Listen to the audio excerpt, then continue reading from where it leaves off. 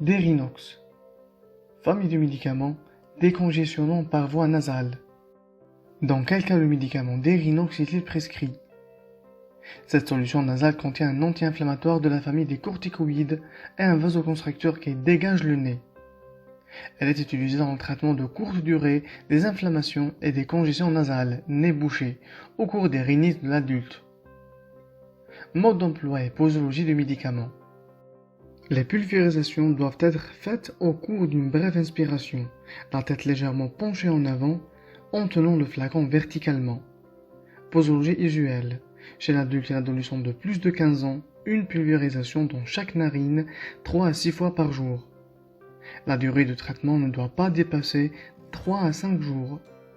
Contre-indication du médicament Derinox.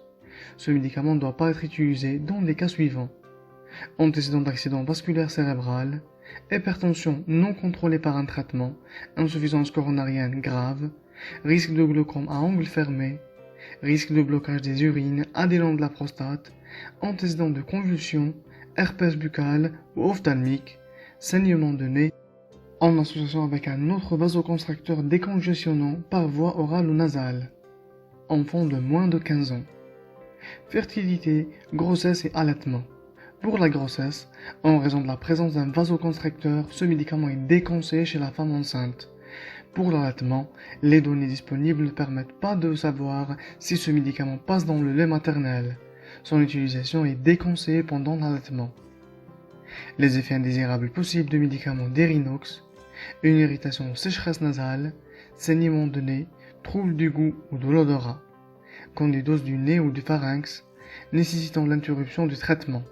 Plus rarement, sécheresse de la bouche, nausées, vomissements, maux de tête, rétention urinaire, sueur, démangeaisons, urticaire, accélération du cœur, palpitations, poussée d'hypertension, infarctus du myocarde, troubles neurologiques comme l'anxiété, agitation, troubles du comportement, hallucinations, insomnie, notamment en cas de surdosage, une crise de glaucome chez les personnes prédisposées.